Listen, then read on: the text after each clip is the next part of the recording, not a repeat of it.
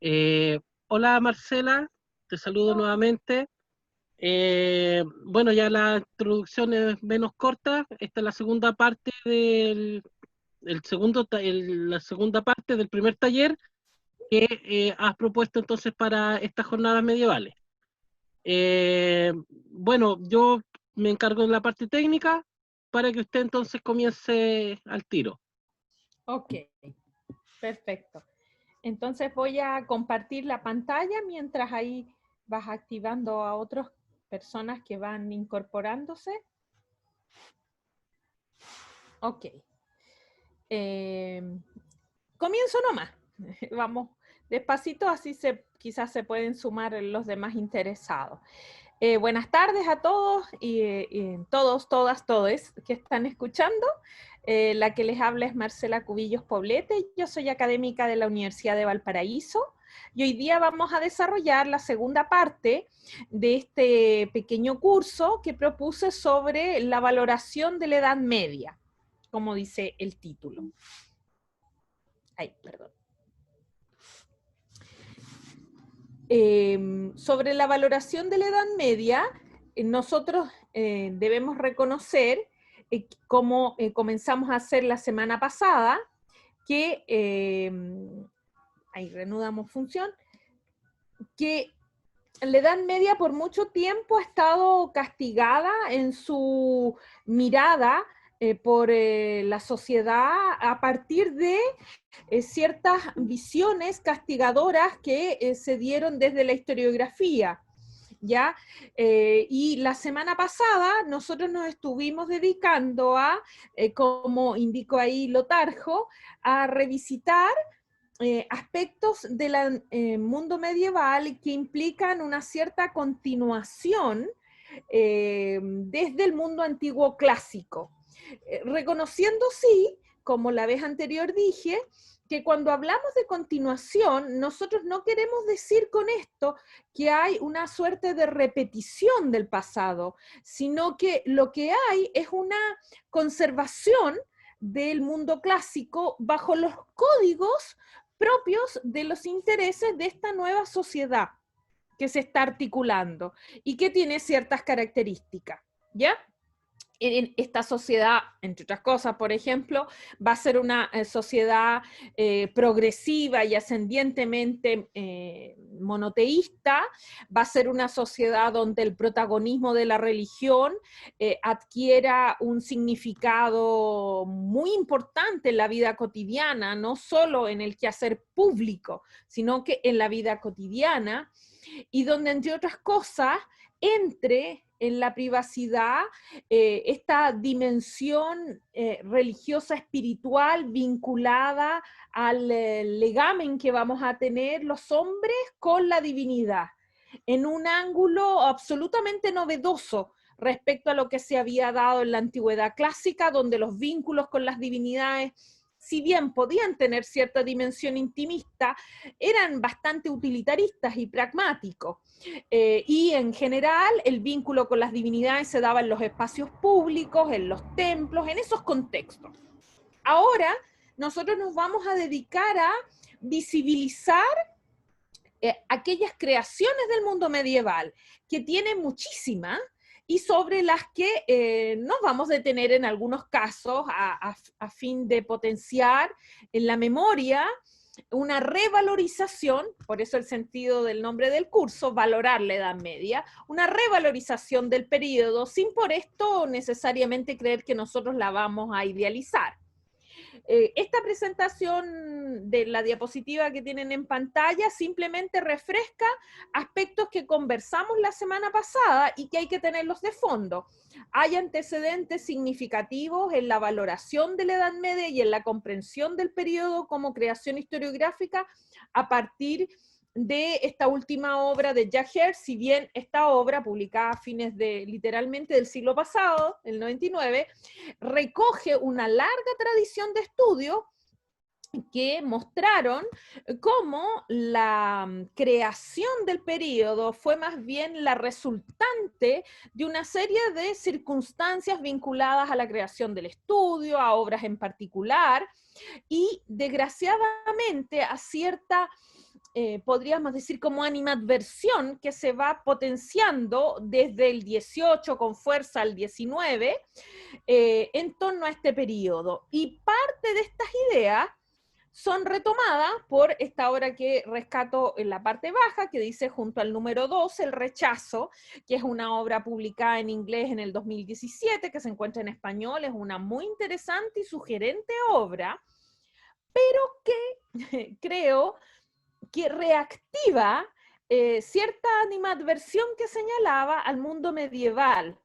Y eso me hace un poco de ruido, ¿ya? Porque todavía la Edad Media es un periodo que necesita develarse, sacarse estas telas que la han empañado y por lo tanto encontrar de nuevo una obra que recupera los errores, las destrucciones, los rechazos, aquellos aspectos que son repudiables, sin duda, que ocurrieron en la Edad Media.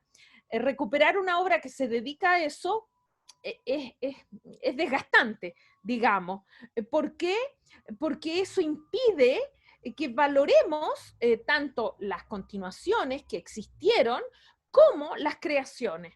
Nos distraen, nos contaminan la visual, y que es algo que con esta breve presentación, tanto la anterior como esta, buscamos no desvalorizar la obra de Catherine Nixe, muy por el contrario. Yo creo que en el pensamiento diferente hay mucho atractivo, pero también creo que hay que cuidarse de no caer a través de esa obra en una nueva estigmatización del mundo medieval como sinónimo de toda la gran maldad, digamos, de la humanidad por distintos frentes, cuando en realidad, como iremos viendo incluso hoy, a través de la valorización de las creaciones, el mundo medieval también fue un periodo de grandes manifestaciones de creatividad. ¿Mm? Seguimos entonces. Ahora que vamos a hablar acerca de la apreciación de las creaciones, en particular, ahí en pequeñito dejo en una esquinita aspectos que mencionamos de lo que pudiéramos decir introducción teórica sobre el período desde la historia como disciplina, y hoy nosotros queremos reforzar esta idea, lo peligrosa que es la idea de que todo tiempo pasado fue mejor, porque de hecho no es así. Esa es una idea que es casi connatural a la psicología humana, el fantasear con el pasado y con etapas en las que uno era más joven, más vital, tal vez más alegre, más vinculado con el mundo, ya que con la vejez uno se va replegando, se va alejando, se va distanciando a veces, pero esa idea la debemos, creo yo, más bien mantener a distancia, no eliminar, porque probablemente, como decía, es una concepción muy connatural a la psicología humana, esto de creer que un tiempo pasado fue mejor, inclusive muy propio de cuando uno entra a etapas de mayor madurez o de vejez, como uno sienta llamado a llamarlo. En ese contexto, nosotros buscamos fortalecer el reconocimiento de las herencias, de las continuidades y de las, entre comillas, perpetuaciones. Digo entre comillas porque no toda perpetuación es igual al pasado, exactamente igual. Por eso las comillas. También buscamos distanciarnos de los odios instalados hacia las épocas y potenciar una visión crítica del pasado. ¿Y a qué voy con esto? Porque no solamente la Edad Media, habría que decir, distintos periodos o a veces subperiodos tienen este particular, cual es que no logran avanzar en la valorización que las épocas posteriores, en este caso nosotros, hacemos de ellas. Y esos periodos tienden a aflorar como periodos cargados de aspectos negativos, cuestiones que en realidad probablemente para la mayor parte de la historia es imposible. Hay matices en la historia y en el pasado, así como hay etapas, personajes, periodos especialmente negativos, también los hay positivos, ¿ya? E incluso con matices, o sea, aspectos que pudieran generarnos cierta incomodidad, pero que aportaron, en alguna medida. Y parte de nuestro planteamiento apunta a esto. El mundo medieval es una época que debemos cuidarnos de observar desde la ignorancia, desde el no saber, ya que probablemente es de los periodos más cargados de ignorancia, y como no se sabe, se cree algo. Y en este sentido, tener presente que cada época histórica es un proceso.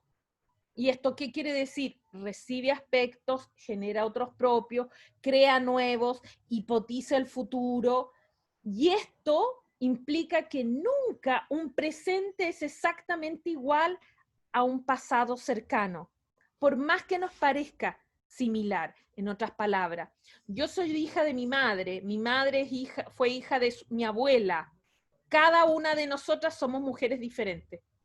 Tenemos cosas en común. Yo creo que tengo el color de la piel similar a mi mamá, tengo el tono de voz similar a mi mamá, pero tengo otros aspectos que no son de ella, provienen del lado paterno, y hay otros aspectos en los que soy muy distinta. ¿Se fijan?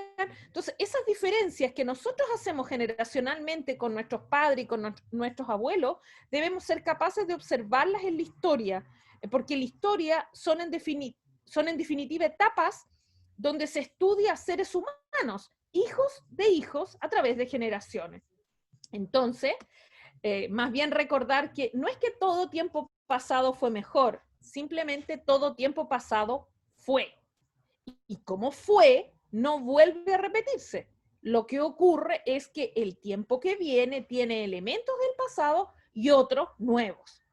Y en este sentido, vamos a hacer una revisión panorámica, entonces, de algunos aspectos que debiéramos tener en primera línea o a la vista destacada, que nos muestran esta creatividad pujante de este periodo, ¿ya? Y vamos a seguir un poco la lógica que usamos la semana pasada, pero más resumida, de manera de alcanzar a cerrar dentro de la hora y luego dar, si se puede y si hay curiosidad, obviamente dar espacio a las preguntas o inquietudes que quieran plantear para, digamos, debatir un poquito sobre el tema. En primer lugar, yo destaco un ámbito que pudiera que algunos no lo estiman el primero, pero a mí me parece relevante porque dice relación con la cotidianeidad. Y es que en el mundo medieval se integra el uso de un lenguaje nuevo. Y este va a ser el uso de los llamados números indoarábicos. Yo destaco esta expresión porque si los llamamos solo arábicos, en nuestro lenguaje tendemos a olvidar que hay una tradición en torno a estos códigos que no es estrictamente solo arábiga, sino que recogen a su vez otras tradiciones que vienen de la India. Entonces me parece que es más adecuado hablar de los famosos números indoarábicos. ¿Qué quiere decir esto? Tener presente, aquí en pantalla dejé a la vista aparentemente la primera o una de las primeras obras en las cuales se hace presente esta forma de presentar los números. Esta obra, por si acaso, ahí está a la izquierda el nombre, se la conoce como el Chronicon Albeldense, y entre paréntesis les agregué los otros nombres que a menudo también se usan. Es del siglo IX, aunque tiene aportes posteriores. Se supone que el creador sería este monje que se llamó Dulcidius o Dulcidius, y que habría sido continuada esta obra dentro de la propia Edad Media por un monje posterior conocido como Vela y alguno de sus discípulos. Por eso puse Vela y más, para recordar que habría trabajado también él y unos discípulos posteriores a él. ¿De qué trata esta obra? Bueno, toca muchos aspectos. Ojo, yo simplemente la resumo como la historia de Hispania, ¿ya? Y lo conservo en latín por un poco intentando empapar de la idea de que no es la historia de España, que será la realidad histórica posterior al siglo XV. No, esta obra es anterior, lógicamente, y más bien rescata las etapas más remotas de la que nosotros luego vamos a conocer en época romana, un sector como Hispania. En esta obra hay mención de una serie de hechos históricos, por ejemplo, los que aparecen en la imagen a la derecha abajo, son reyes visigodos, pero por sobre esos datos, que complementan y son los principales, es el hecho del uso de la numerología indoarábica. Y se ve en este close-up que está a la izquierda, abajo.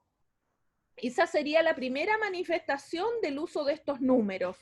Ahora, en este momento cronológico, estamos hablando del siglo IX, siglo X, a uno le viene la duda entonces si en torno al siglo IX, X y XI ya es más difundido, se comienzan a usar estos números. ¿Qué se usaba hasta ese momento? Hasta ese momento se usaban principalmente estos 4 sistemas que ven y que yo intenté resumirlo lo mejor que pude en una sola diapositiva. El que está a la izquierda es el que se conoce como el sistema hebreo, ¿ya? De gran uso en dicho territorio, pero ojo que me estoy refiriendo a la zona judeo-palestina, norte de África, Egipto, en fin. Por otro lado, el sistema griego era muy usado. La particularidad que tiene el sistema griego, que en cierto sentido es similar al romano, es que utilizan letras para representar números. El sistema indoarábico creará signos propios. Y el que está abajo era el llamado sistema babilónico, que en ese territorio, o estamos hablando del cercano oriente, pareciera ser también se usaba con mucha frecuencia. Y aquel que quizás muchos más conocen, que es el romano, más bien era un sistema usado en un ámbito monumental, episcopal, institucional, y obviamente de la documentación asociada a la transmisión de conocimiento. Pero los números en el ámbito, podríamos decir, más cotidiano, los más frecuentemente usados eran estos que están acompañando, y por lo mismo incluso los más usados los dejamos bajo su signo, y el romano, que es el que más conocemos y quizás el que se creía se usaba más en la cotidianidad, se usaba, pero en un ámbito más de ceremonias, de monumentos, de documentos. En la cotidianidad más común era el griego e incluso el hebreo, ¿ya? Algunos hipotizan que el sistema babilónico fue muy común, hasta que el sistema griego comienza a ser usado con más frecuencia, ¿ya? Entonces, en este contexto, el aporte que va a hacer el mundo medieval con esta creación que va a venir a través de los árabes musulmanes, y que a su vez trae elementos del mundo indio, ¿ya? Es fundamental, porque nuestros códigos culturales a lo largo de los siglos, desde esos momentos en adelante, van a ir cambiando a privilegiar el indoarábico. En otro frente, hay que destacar un ámbito muy relevante, y que si tuviéramos que poner tal vez como prioridad, personalmente lo siento de gran relevancia, y que aparentemente uno pudiera estimarlo que no es tan importante respecto a otros que son más destacados, pero simbólicamente creo que es muy relevante, y más aún siendo chilena, porque nuestro país en el último tiempo ha vivido una revuelta social muy significativa, y parte de esta revuelta implica la instalación de la idea de la necesidad de una creación nueva de un cuerpo constitucional. Entonces, simbólicamente, claro, yo soy hija de mi cultura, ¿cuál es Chile? Sin duda, el darme cuenta, el tomar conciencia que el primer cuerpo legislativo, bajo una lógica de constitución, que es distinto a un cuerpo legislativo bajo una lógica de código, ¿ya? En la primera constitución en la historia de la humanidad fue hecha en el mundo medieval, y es esta de la que yo obviamente recojo la imagen, la llamada Carta Magna. Esta obra, ya resumiéndola, porque en fin, hay mucho más que decir, pero la idea es hacer esta panorámica de grandes creaciones del mundo medieval. ¿Cómo la podemos ubicar para nunca olvidarlo? Esta obra es creación de un rey de Inglaterra, puntualmente Juan I, o a quien nosotros conocemos a menudo como Juan sin tierra. De hecho, entre paréntesis, agregué el uso de la expresión del nombre en latín, Johann Santer, o en inglés. Y si se fijan, Jock Lackland, la misma idea. Esta obra que conocemos como la Carta Magna, y que por lo demás, ojo, los 15 de junio, que es la fecha de su creación en 1215, se celebran en Inglaterra. Habría sido comenzada a escribir e iniciada por el arzobispo de Canterbury, Stephen Langton, e implementada gracias al acuerdo, votaciones de varones. Este documento habría sido al poco tiempo anulado por el Papa de la época y gatilló esta anulación más la reacción local en la corte inglés de la llamada Primera Guerra de los Varones. Volviendo al punto, la relevancia de la Carta Magna es esencial. Más allá de lo que obvio uno pudiera decir, estamos en un periodo donde hay como más bien declaraciones de principios que igualdad legal. Sí, sin duda, pero es por primera vez en el siglo XIII, a comienzo, 1215, cuando vemos un cuerpo legislativo que busca decirle a la sociedad, somos todos iguales ante la ley, incluyendo el rey, incluyendo los nobles, incluyendo la iglesia. Ese principio tan claro, en la antigüedad no alcanzó a ser planteado con tanta definición. Lo que tenemos en la antigüedad es creaciones de leyes para, digamos, comunicarle a la sociedad, si tú faltas, esto es lo que ocurre, esta puede ser tu condena. Y son principios indispensables en la constitución de una sociedad que apunta a una igualdad. Pero el paso más significativo se da durante el mundo medieval y lo representa este documento, que por lo demás, creo que vale la pena lo sepan, hace un par de años un historiador con el que somos bastante amigos y cercanos, que es medievalista, que es José Manuel Cerda, profesor de una universidad y aquí en Chile, hizo una traducción a propósito de la conmemoración del aniversario de la Carta Magna, y ese documento, si bien el libro en sí no estaba en venta porque se hizo con el apoyo de la Corte Suprema en términos de fondo, sí se puede encontrar, y es una bastante buena traducción, ya que José Manuel lo que hizo fue adecuar el lenguaje a estas nuevas demandas propias de nuestro periodo respecto a otras traducciones más antiguas. Siguiendo en esta panorámica, otro ámbito importante de creación del mundo medieval es el género literario. Cuando nosotros decimos es un ámbito relevante, estamos pensando sea en los géneros en sí, como en los creadores. De hecho, me serví incluso de la imagen que la semana pasada usé, que es este famoso cuadro que a mí particularmente me gusta tanto, y obviamente no es del periodo, que es de este francés, Bogo, que muestra una supuesta escena del infierno de la Divina Comedia. En este cuadro, en esta pintura, se muestra representado Virgilio, que simbólicamente encarna la idea de la continuidad, y está acompañándolo Dante.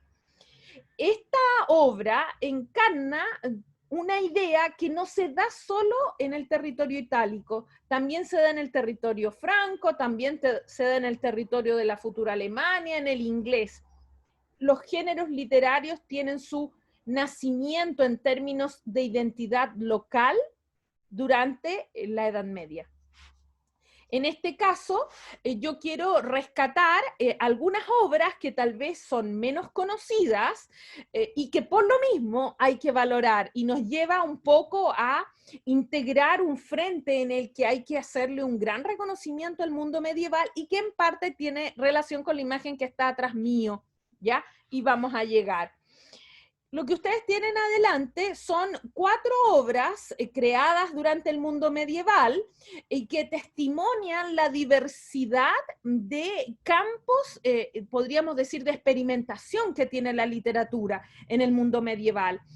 La que está a la izquierda, Speculum ad Hodere, que es una obra anónima, interesantísima, y como ustedes alcanzan a ver por el subtítulo, es un tratado bastante breve, por lo demás, sobre recetas y consejos sobre el coito. Uno diría, ¿en la Edad Media? Sí, en la Edad Media. Por otro lado, el mundo medieval continúa una praxis que en el Imperio Romano comienza a desarrollarse con mucha fuerza, que son esta suerte de autobiografías de los personajes destacados. Aquí les muestro una, hay otras más. Y en tercer lugar, por cuanto ambas son de autoría femenina, quiero destacar un frente que también podríamos decir, el imaginario colectivo le adeuda al mundo medieval. ¿Cuál es? Reconocer que en el mundo medieval es cuando por primera vez de manera más destacada podemos detectar autoras, valga la redundancia, mujeres. Nosotros de la antigüedad tenemos algunos nombres destacados, tenemos fragmentos de la obra de Safo de Lesbos, pero el mundo antiguo, y en eso hay que ser honestos, sabemos que fue una época bastante misógena, y en particular la griega más aún que la romana. Por ende, no es que el mundo medieval filtra y eventualmente censura obras de factura femenina antigua, no las hubo, o si las hubo, fueron muy pocas. En cambio, en el mundo medieval hay diversas obras de factura femenina. Yo les presento dos que son factibles por lo demás de encontrar en español y en PDF, se encuentran, que son de época tardo medieval. La que está a la izquierda, que se conoce como el espejo de las almas simples, de la francesa Margarita, traducido Marguerite Porete, y a la derecha otra obra también de factura femenina de Cristina de Pizan, la famosa La ciudad de las damas. Pero la autoría femenina no se acaba en ellas. La autoría femenina también tiene un complemento, que lo vamos a mencionar después, y que tiene relación con lo que está al fondo de mi imagen. Y vamos a volver en un poquitito más porque se engancha con otro ámbito de creación, de una creadora que, digamos, ataca distintos frentes. Siguiendo con esta panorámica del periodo, otro frente relevante y muy destacado del periodo es el ámbito de la creación del conocimiento. Yo lo llamo de esta manera para destacar por sobre lo que en principio uno pudiera quedarse entrampado en la idea de las universidades. Claro que sí, pero hay que entender que las universidades son testimonio de una fuerte voluntad del período por crear conocimiento. Y dentro de aquellas más relevantes, y justamente eso es lo que hago en el cuadro que ustedes están viendo, recojo las más relevantes universidades del período, que son la más antigua, reconocida en general, la Universidad de Bolonia, en Italia; la segunda más antigua, que sería la Universidad de Oxford, en Inglaterra; la tercera más antigua, que sería la Universidad de París, o que hoy conocemos como la Sorbonne, y cuyo símbolo está en el centro; y a la izquierda abajo agrego la que sería la más antigua universidad en España, que hoy en día como tal no existe, pero hay que reconocerla, que habría sido la llamada Universidad de Palencia, y por eso la coloco así en marca, entre comillas. Ahora, la voluntad por crear conocimiento, por pensar, por cuestionar, por preguntarse, es una voluntad muy característica de la Alta Edad Media, que es el periodo en el que van a nacer las universidades, que recogen ideas que se venían dando, pero que en este momento, estamos hablando de siglo XI, XII en adelante, que es el periodo cúlmine de las universidades, las primeras que se crean, y que van a dándose como a borbotones en el panorama, podríamos decir, geográfico europeo, muestran una voluntad que apunta a una dimensión nueva respecto a la antigüedad. Y esto es lo interesante. La idea de difundir el conocimiento por fuera de los círculos de élite más reservados. Porque si el mundo antiguo se caracterizó por cultivar el conocimiento, hay que ser honesto y reconocer que el mundo antiguo no tuvo una voluntad, para que se entienda, democratizadora en la difusión del conocimiento, como principio. Se dan algunas excepciones, el Liceo y así otros casos, pero son más bien una excepción. Y nunca olvidar que esos casos eran en función de un trabajo a pago que se le daba a los filósofos. Acá nos encontramos con una realidad nueva, distinta, que busca compartir y cultivar el conocimiento bajo una lógica más democratizadora. Y ese concepto es absolutamente creación del mundo medieval. La época que en principio muchos a veces creen que lo que menos quería era compartir conocimiento, y cuando se afirma eso no hacemos más que perpetuar errores. Al visibilizar algunas de las muchas universidades que hay, sin ir más lejos, incluso hay que pensar como algo de lo que hablaba hace unos días atrás con un colega. Por ejemplo, la Universidad de Praga es una universidad que nace poco tiempo después de que se desencadena la peste en ese territorio. O sea, las universidades están, las primeras como estas, como otras posteriores, siempre dentro del mundo medieval, respondiendo a una voluntad por entender la realidad. Y esa es una postura que no debemos olvidarla porque es algo característico del mundo medieval. Ahora, rescato a la derecha abajo, en una imagen más pequeñita y no tiene símbolos, solamente el texto, para recordar algo que mencionamos, recuerdo la semana pasada, a propósito de creo que era una pregunta que se me hizo, y era en relación a si las universidades habían sido creadas antes de este periodo. Lo más cercano es lo que se conoce como la Scola Palatina, que es una característica cultural, intelectual, del llamado Renacimiento carolingio. Expresión por lo demás, de hecho por eso lo anoté, creo que puede aportar, que no es propia del periodo. La expresión Renacimiento carolingio es una expresión que nace desde la historiografía, a comienzos del siglo XIX, creación de este pensador, Jean-Jacques Ampère. Él crea esta expresión para referirse a este periodo de la época vinculante a Carlomagno, en que hay una voluntad de potenciar la cultura, lo que da origen a la llamada Scola Palatina, un ámbito donde se cultivan con un espacio, pero en ese momento siguió siendo una experiencia cultural más bien limitada, reducida, en pocas palabras, en términos políticos podríamos decir, no tan democratizadora como sí lo van a hacer las universidades. Siguiendo entonces, otro frente relevante sobre el tema, un segundito, ahí, son las artes. Y creo que es lo que muchos estaban esperando, pero justamente lo dejé para más al final, digamos, ya digamos, estamos más o menos en los términos medios. Las artes son un campo muy deudora del mundo medieval. Y ojo, hablo de las artes, porque el mundo medieval no solo experimenta, crea en aquellos campos existentes, sino que además genera otros propios, nuevos. Y en esos frentes nos está mostrando con frecuencia otros caminos hacia la belleza. A veces se ve la Edad Media como una época muy rigurosa, como si no hubiese sido una época de experimentación.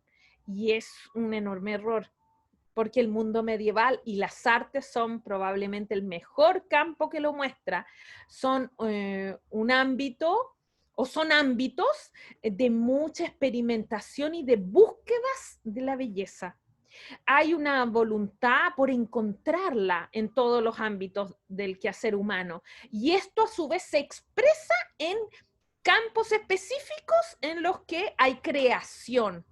Uno de estos, viendo en las imágenes de apoyo que tengo, Lo ilustro con la imagen que tienen a la izquierda, que se conoce como la mano guidiana o la mano guidoniana, como la llaman algunos, que es un invento genial del periodo y que busca, vamos a hablar otro poquito después, en la próxima diapo, pero lo introduzco, es un invento del periodo, obra de un monje llamado Guido de Arezzo, península itálica, y que en pocas palabras inventa una manera de recordar cómo se deben entonar las notas musicales a través del uso de los dedos. Es una cuestión genial, genial. Es casi como que se hubiese inventado una especie como de aplicación para cómo mantener y recordar son las notas musicales asociadas a los temas que se interpretan.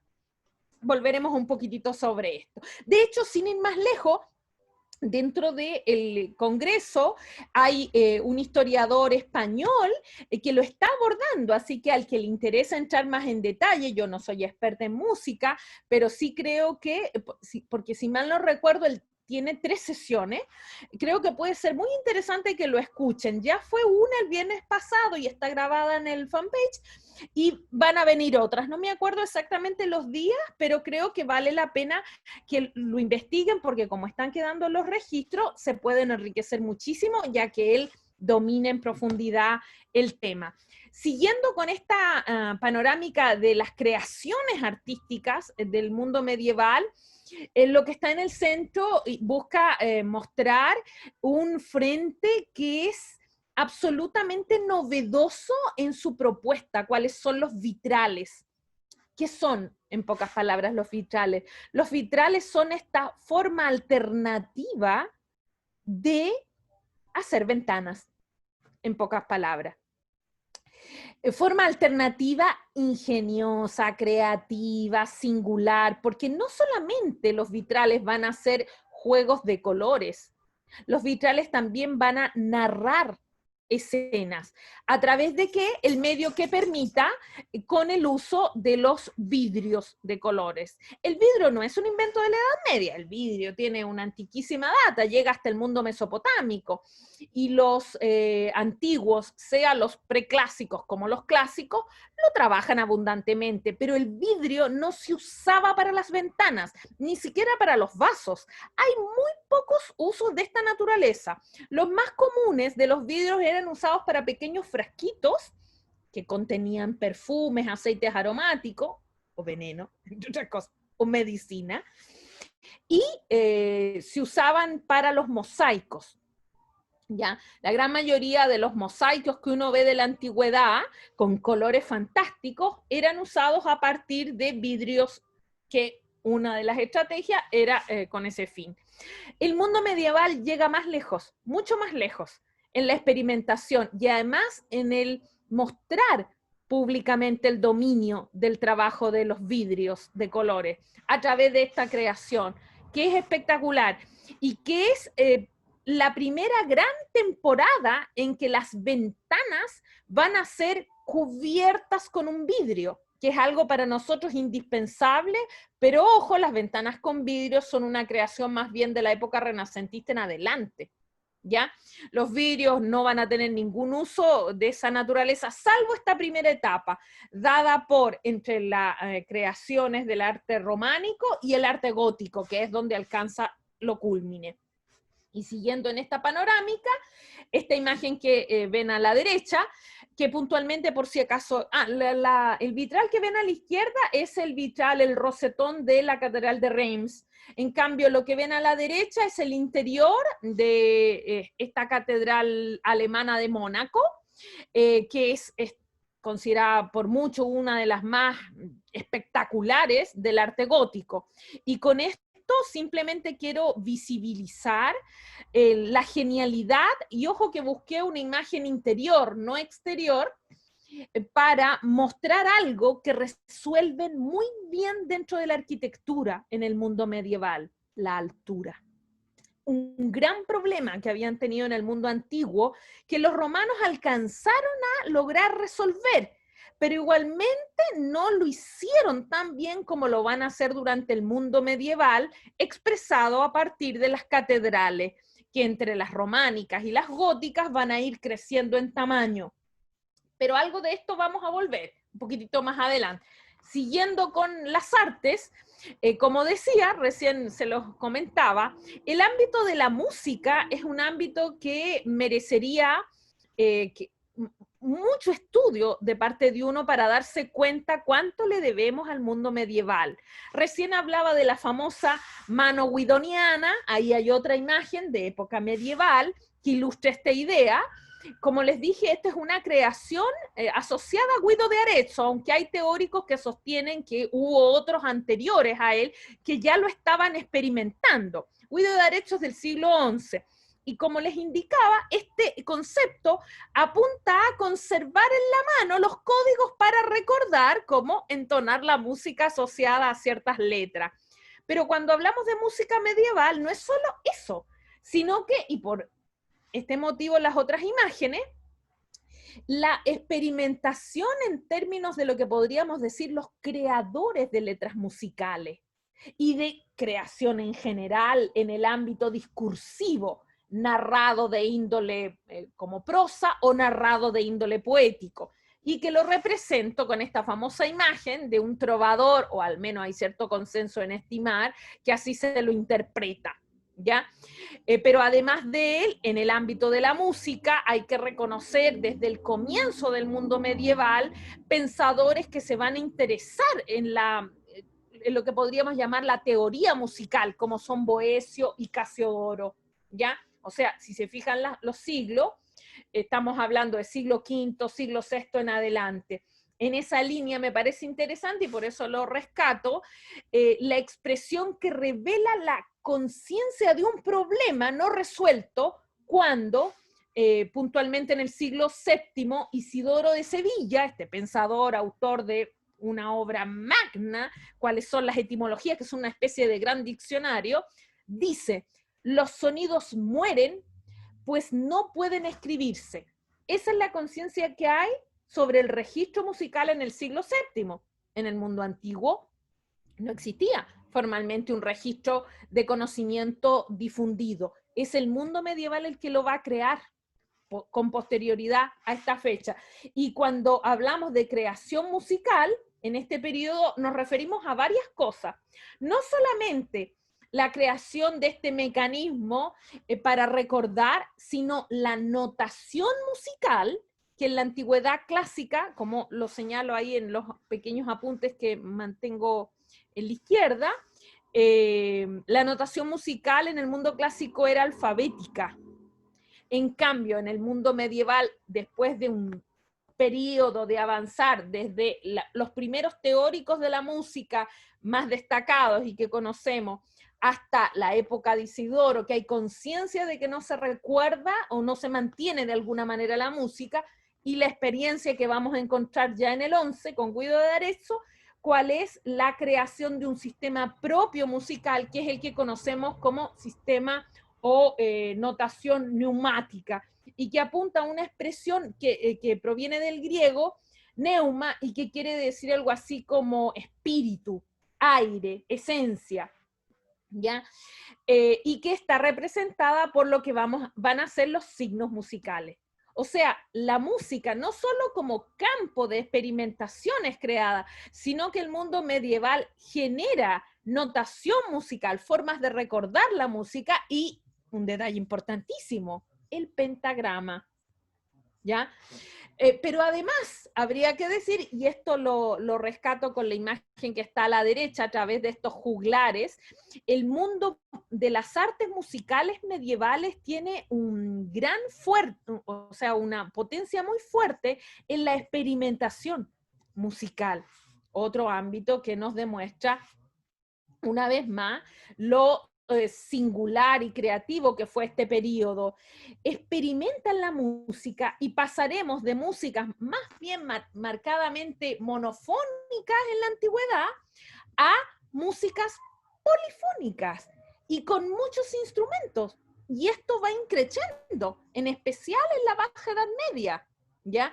O sea, no solo conservamos la música, la registramos, la compartimos, porque si yo la registro es para compartirla, sino que también experimento. Ay, perdón, tuve un perrito que... Un segundo, cállate tú. Sale. Ay, sale. Estos son los imprevistos de trabajar en estos tiempos. Decía, justo a ladrar ahora. Nunca ladra. El mundo medieval experimenta y la experimentación va a llevar a que encontremos la música polifónica de la que yo creo hay que reconocer somos tan dependientes en el mundo actual. El mundo actual, desde el siglo XX hasta ahora, con toda la incursión de la música pop, ha sido una época musicalizada, pero en extremo. Y esto hay que inscribirlo en experimentaciones que se dan en este periodo. Siguiendo en este sentido, me había olvidado, había inserto esta imagen, porque este era uno de los mecanismos de transmisión de la música en época clásica, con la escritura alfabética griega y pequeños detalles, que son estos círculos y otros signos que se colocaban arriba de las frases. El mundo medieval llega más lejos, ¿ya? En este sentido, tenemos un ejemplo destacadísimo donde se nota ya el uso de la notación musical, el famoso Codex Buranus del siglo XIII, donde si observan ahí donde coloqué la flecha, que es un close-up de la imagen que está a la izquierda, notarán que las palabras tienen pequeños símbolos, y esos pequeños símbolos son los signos propios de la notación musical. Y en esta línea enganchamos un caso que me parece muy relevante y por lo mismo ahí lo pueden ver además con un apoyo de una lista musical que yo creo que vale la pena que conozcan. Hay una historiadora de la música española, una chica muy joven, que generó esta lista en Spotify que se llama Creadoras de la Historia de la Música, donde si bien no hay solamente creadoras, para la redundancia, mujeres medievales, sí las hay, más creadoras de la música posteriores. Y una de ellas es la imagen que yo intento rescatar y con eso simbólicamente traer la colación, también con la que está atrás mío, que es Hildegard von Bingen. Esta maravillosa mujer mística, filósofa, abadesa, nacida a fines del siglo XI y que destacará por su obra variadísima, que incluye también hasta profecías y visiones que ella habría tenido. Es conocida ella también como la Sibila del Rin, por este río que cruzaba la zona donde ella vivió prácticamente toda su vida, y también algunos la llaman la profetisa teutónica. La imagen de la izquierda es una imagen que la visualiza. Lo que coloco en el centro es para recordar que ya a nivel de redes y puntualmente de esta red de música que es Spotify, hay una frente donde pudieran escuchar música creada por Hildegard von Bingen. Hildegard es una mujer tan productiva en términos de creatividad, que además de todo lo que les he dicho, ella, me devuelvo para no equivocarme, que creí que tenía otra imagen, ella genera música, crea música y escribe música.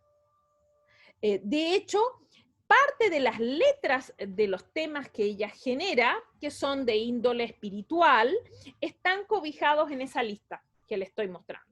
Creadoras de la Historia de la Música, que se encuentra en Spotify. Y ya para ir cerrando, obviamente, no me voy a detener mucho en esto porque creo que son los campos más conocidos y por lo mismo creo innecesario repetirlos en exceso.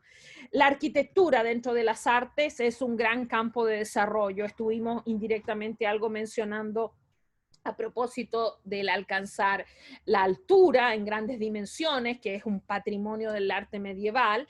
Y con esta imagen que les estoy mostrando, quiero aludir a tres frentes.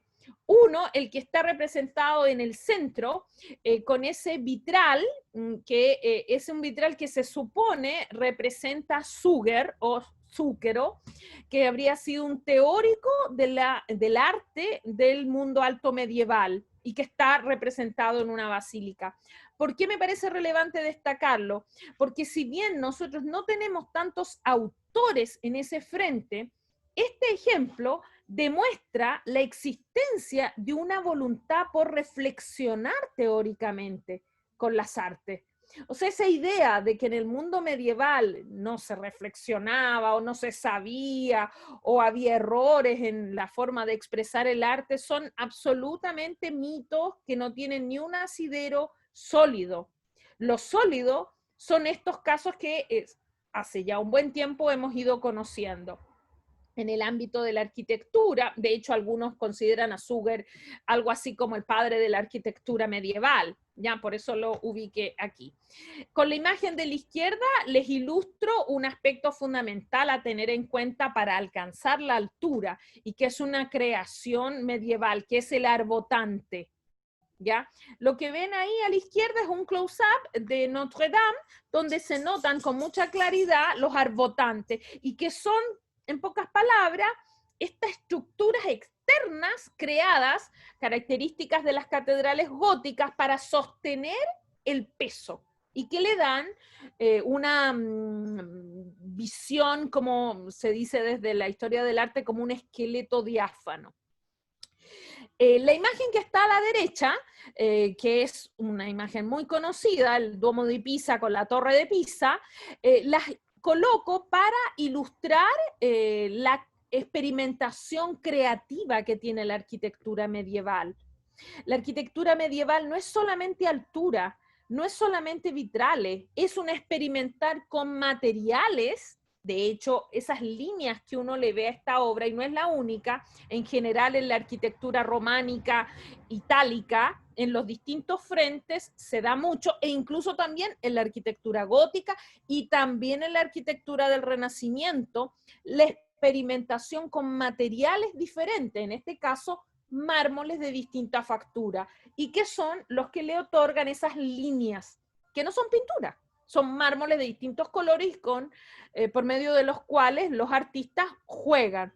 Todo esto complementado con puertas, aquí se ven muy pequeñitas en la imagen del Duomo de Pisa, pero si se dan cuenta por el tamaño de las personas que se alcanzan a ver en la imagen, pueden sacar la proporción del tamaño de las puertas. Las puertas, en general, en las catedrales románicas y góticas, van a tener una decoración de una belleza espectacular.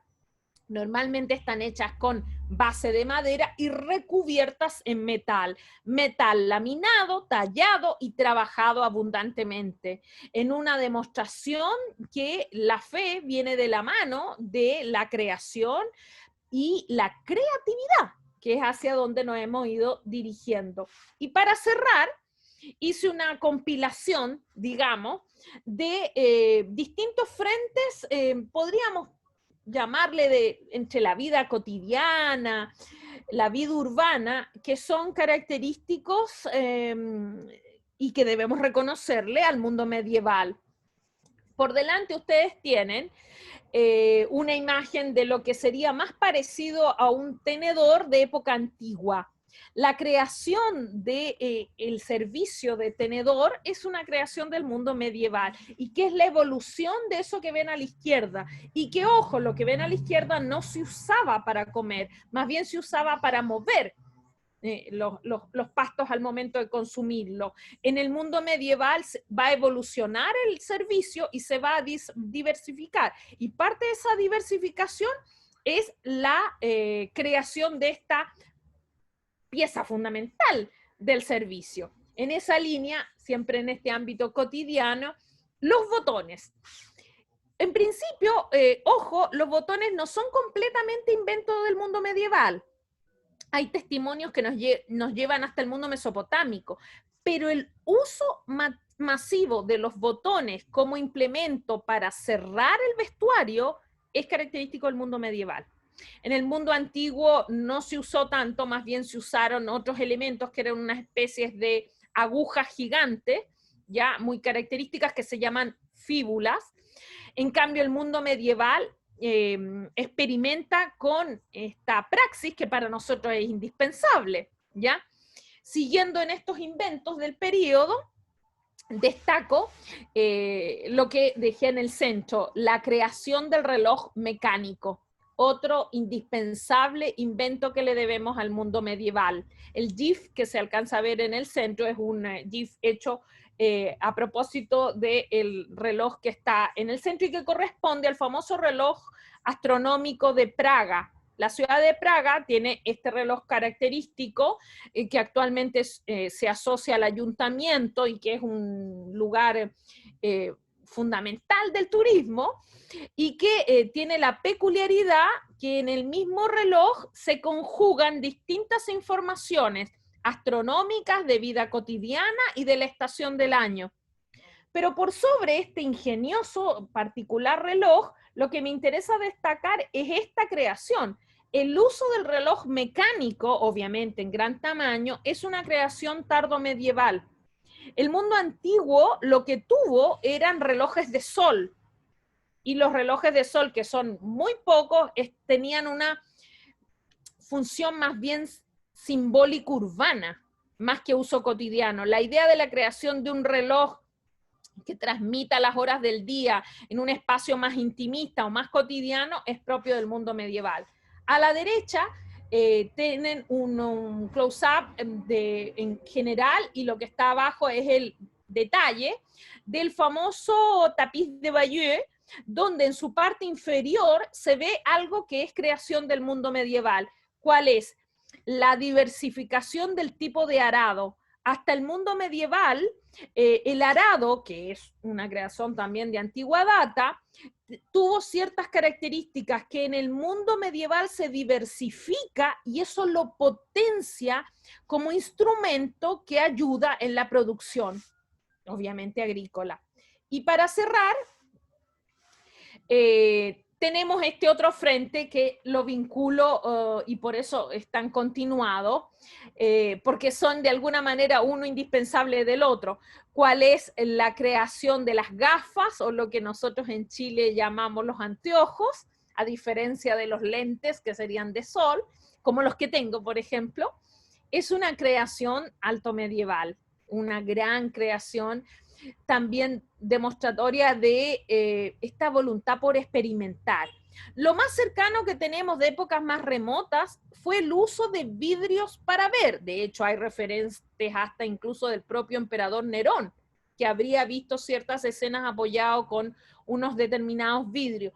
Pero la implementación de los vidrios en los cuerpos a través de la creación de las gafas es una creación alto medieval, indispensable para el mundo actual, si lo pensamos. Sea que tengamos lentes de contacto o no, pero indispensable. En el centro visualizo una creación que me parece también muy destacada, que es el libro. Pero, ojo, el libro asociado a lo que nosotros entendemos por libro. Este objeto pequeñito, a propósito, tengo alguno acá, este objeto pequeñito que está al alcance manual, que yo lo puedo recorrer y leer. Este concepto es un concepto plenamente medieval. Lo más cercano fueron los códex en el mundo antiguo y en particular en el Imperio Romano. De hecho, de ahí proviene la forma del libro, ya que la difusión del conocimiento no se hacía a través de códex, se hacía a través de papiros, por lo tanto rollos, y estos se conservaban en las bibliotecas, que eran reductos de la élite. En el mundo medieval se genera un formato de transmisión del conocimiento que es el libro tal y como lo conocemos, para el cual se trabaja, se crea y se desarrolla abundantemente el periodo. Esta imagen que está en el centro, buscando imágenes de apoyo, la encontré porque es una recopila las distintas etapas de creación de un libro. Por eso me pareció muy, muy útil, ya que muestra en 4 prácticamente todo lo que implica este ámbito de creación tan indispensable para quienes nos dedicamos al mundo del conocimiento a lo largo de todo este planeta. Y en esa línea, a la derecha, muestro un campo que no hay que olvidar también, vinculado a los libros, que de alguna manera a través de las gafas podemos leer, que es la creación del papel. El mundo medieval va a transmitir el conocimiento principalmente a través de pergamino. El pergamino es una suerte de cuero de animal, de ternero, de recién nacido, digamos, trabajado y convertido en papel. El mundo antiguo conoció mucho, pero como subió de valor, se dejó de usar en el mundo medieval el papiro. El papiro tiene un origen orgánico, es como quien dice la piel del tallo de una planta. El mundo medieval trabajó mucho más el pergamino, pero no solo. El mundo medieval experimenta y genera un nuevo tipo de, podríamos decir, documento en el cual escribir, el papel, ¿ya? Y que en esto hay una deuda infinita al mundo medieval. Y antes que me olvide, porque si no lo iba a descuidar y me parece que estas son suficientemente graciosas como para poder cerrar el tema, otro frente en el que no debiéramos olvidarnos, tenemos cierta deuda al mundo medieval, es lo que yo llamo la libertad del imaginario. Con estas 4 imágenes, más otras que vienen después, y con esto cerramos, quiero mostrar cómo la creatividad y el atrevimiento, la experimentación, el no tenerle como miedo a los temas, lo muestran los dibujos del mundo medieval. Como ustedes ven, estas 4, que está en el centro abajo, es muy graciosa, es muy conocida, es un pequeño dibujo que está en un manuscrito, el original es bastante más pequeño que eso. La imagen de la izquierda, estas 2 figuras que pareciera ser son quizás 2 varones o son una pareja.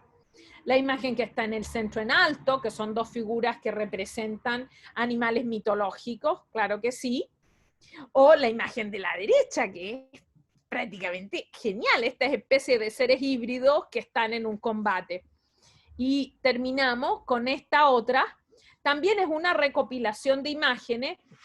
Me acordé, antes que se me olvide, que yo en el Facebook, al que me quiera contactar, lo invito, y ojalá si me manda un mensaje para entender un poco el contacto, porque a veces hay muchas personas que me ubican y no sé bien quiénes son, entonces no siempre les doy el acceso, pero tengo una carpeta que yo la llamé algo así como la creatividad del mundo medieval, que es de hecho de donde saqué estas imágenes, y son muchas más que ilustran esta enorme creatividad del mundo alto medieval, sin tapujos, con sus propios códigos, donde no hay temas tabúes, piensan lo que están observando. O sea, solamente les digo, la imagen que está a la derecha en alto, donde se supone se ve el demonio, ¿con quién está? Es con Cristo.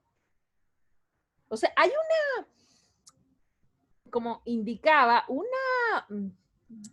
un atrevimiento a experimentar y a mostrar incluso aquello que se rechaza, porque obviamente el demonio es sinónimo del pecado.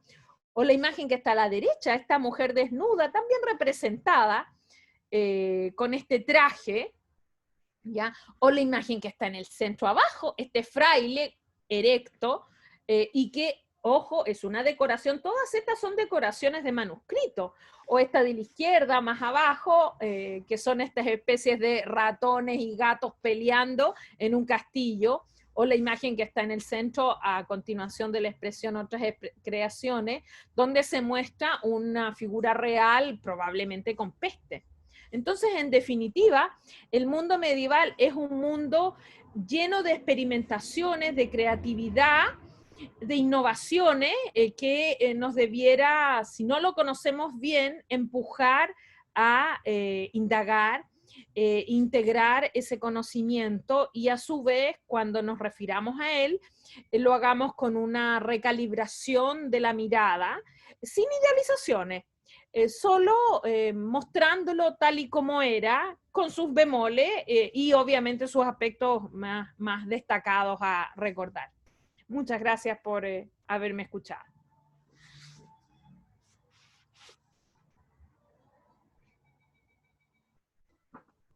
Marcela, muchas gracias a ti, porque, bueno, nuevamente estamos muy agradecidos por todo el conocimiento que nos has transmitido. Realmente, muchas gracias, porque nos sirve para cambiar también un poco la percepción que se tiene sobre el periodo. Sí. Malamente transmitido, malamente enseñado, que lamentablemente tiene este estigma negativo, siendo que no lo fue así. Hemos estado, bueno, yo particularmente en todas las charlas por razones obvias, y siempre, claro, me destaco la importancia entonces de la perspectiva que cada uno de ustedes, los expositores, nos han entregado y han enriquecido entonces nuestro conocimiento sobre este periodo. ¿Ya? Antes de dar entonces la pasada a las preguntas, también comentarte, tú en un momento mostraste una lista de Spotify de una... eh, Sí, la pongo de nuevo para que bueno, la sí, vean. lo que pasa es que yo también quiero comentarte que en la página medieval.cl /Spotify hay aproximadamente 10 listas de música medieval. Ya hay música diferente, hay también una carpeta de Hildegarda, hay otra Ya. de música de nórdica, Muy medieval, bien. canto gregoriano. Es ¿Me para que repites el nombre? ¿Cuál es? está en la página. Es que lo que pasa es que son varias listas y están Ok, todas adjuntas en medieval.cl/Spotify. ok, Y ahí tienen, perfecto, ya. bueno, ahí va a estar el vínculo porque está justamente para que se vayan suscribiendo a nuestras listas también.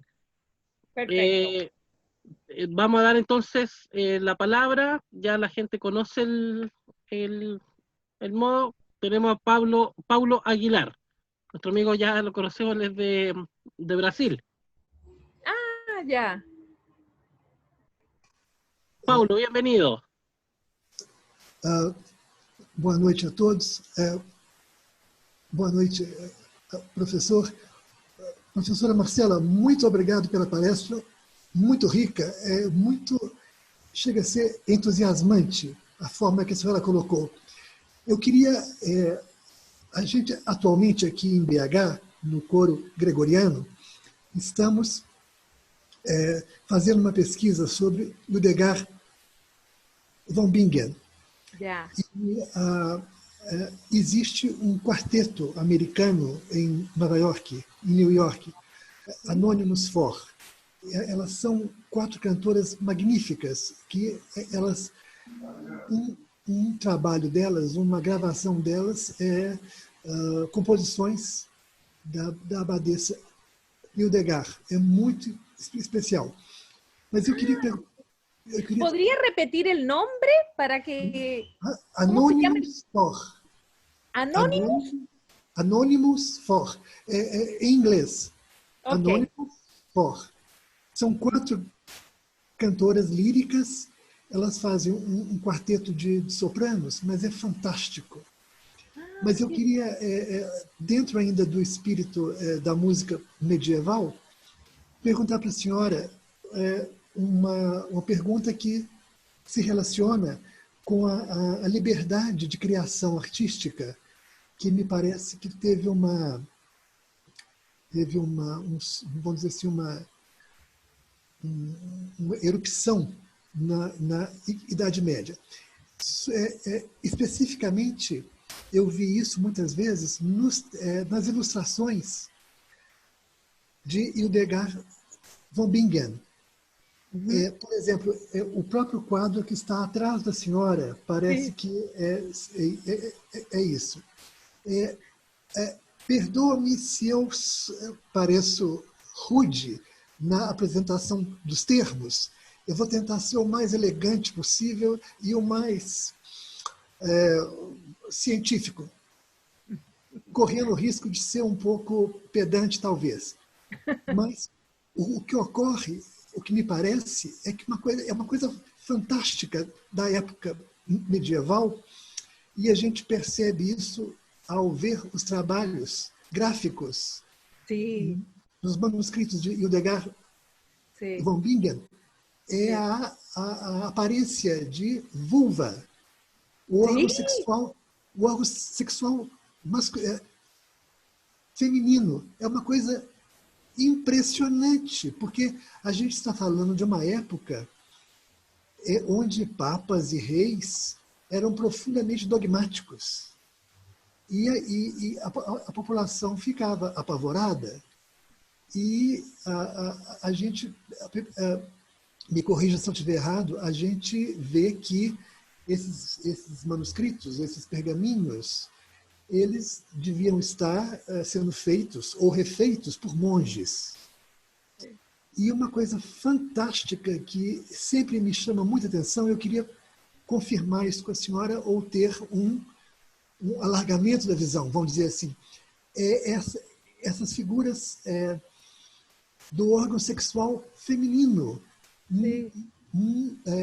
nas partituras da abadesa von Bingen. É uma coisa impressionante. Isso não existe.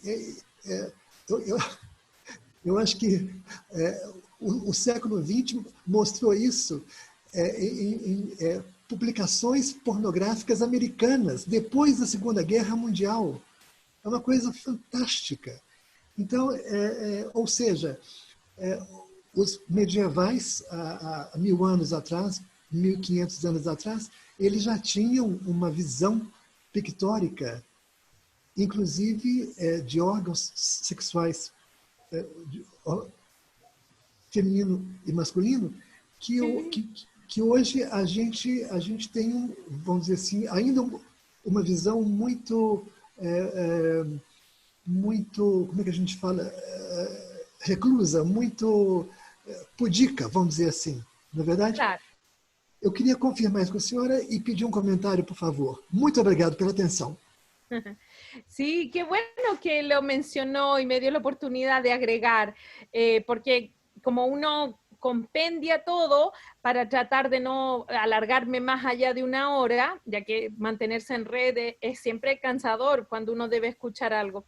Entonces, yo no me detuve en los detalles, pero claro, Hildegard von Bingen es una mujer tan creativa, pero por sobre ella en particular, lo que me interesaba a través de ella era mostrar de que este espíritu creativo es una característica del mundo medieval.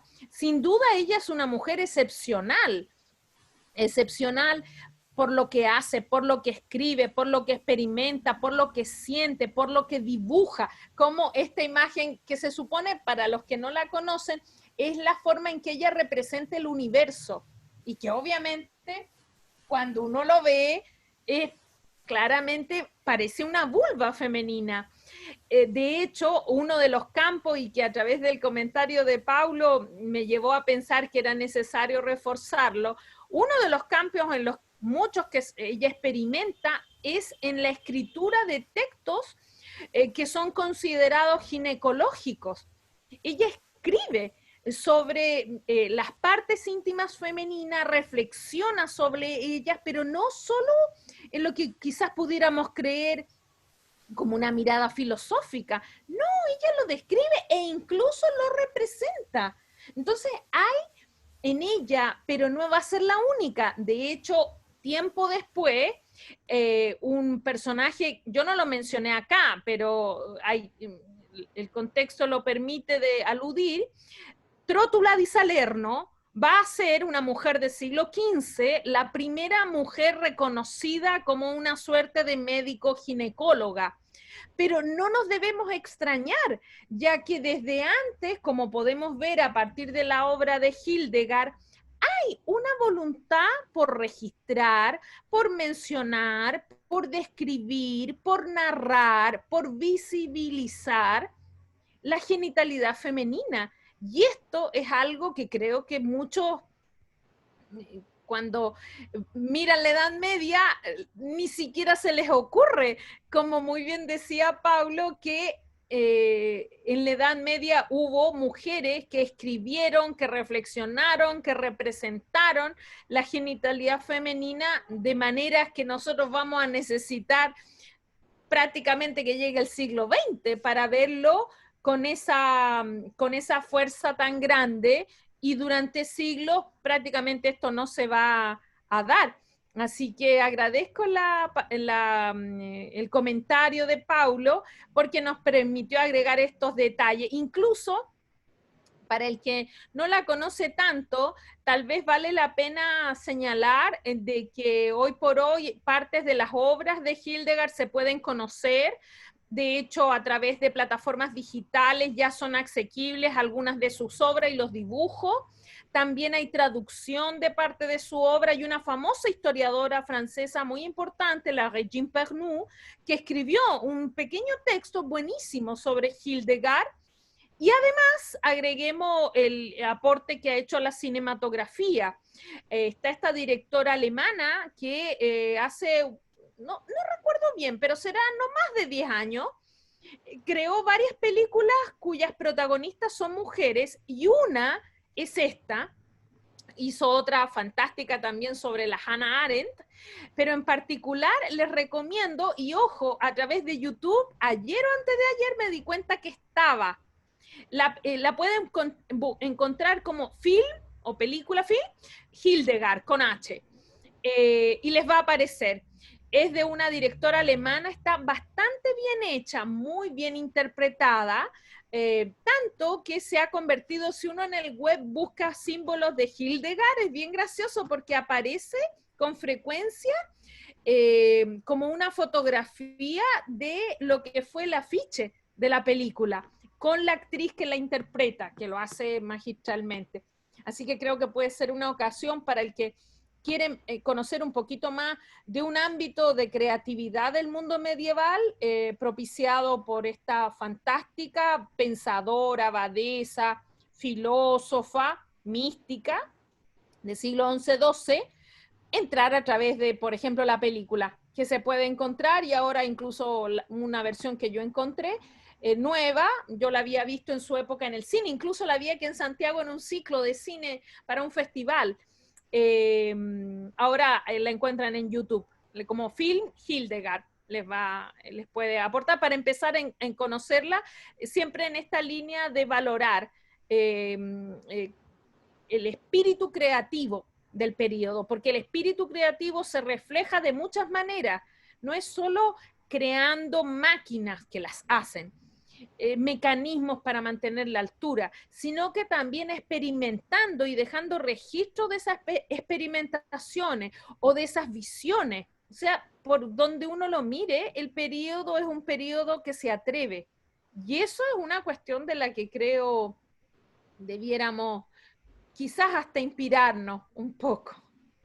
Professora, com licença, por favor, por gentileza, repita o nome da outra compositora que a senhora mencionou, além da abadesa Hildegard. No le entendí bien. ¿Que repite el nombre? No o nome da outra autora medieval. Ya, no, esta no fue abadesa, esta es Trótula, así, Trótula. tal cual. Trótula con doble T, Trótula de Salerno.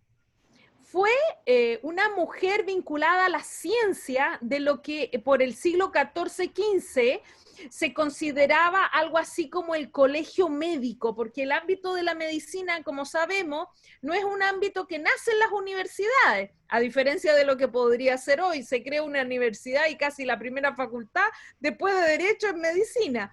En el origen de las universidades, medicina no era un ámbito que se estudiaba en ese frente, porque la medicina era más bien un frente como experimental. Y en esa línea, en la zona de Nápoles y Salerno, que es una ciudad vecina, se dio una famosa escuela de médicos o colegio de médicos, como algunos la llaman, en Salerno, esta localidad en el sur de Italia, cerca de Nápoles. Y Trótula habría estudiado ahí. Y esta Trótula di Salerno es reconocida, y es una mujer de la Baja Edad Media, como la primera ginecóloga propiamente tal en la historia de la humanidad.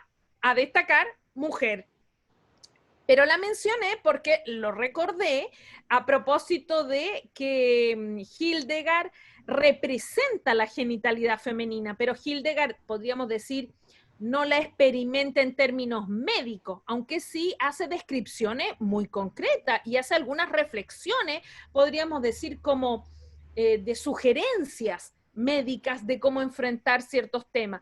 Trótula experimenta más e incluso, si bien lamentablemente no tenemos casi imágenes sobre ella, hay un pequeño dibujo de ella que se lo asocia a uno de los documentos. Trótula escribió mucho, pero la escritura de Trótula es una escritura más de ciencia, podríamos decir, dura. Trótula di Salerno, que es otro personaje destacado del mundo medieval y que yo no la mencioné, como les digo, porque hice una selección de algunas. En este caso, en términos de creadores, pensé en la autoría de esta tríada, digamos, Cristina de Pizan, Marguerite Poré y Hildegard von Bingen, pero no son las únicas. El mundo medieval está bastante, podríamos decir, completo con mujeres. Hay muchas mujeres que se hacen presentes en la filosofía, que se hacen presentes en lo que podríamos decir las artes, en la escritura,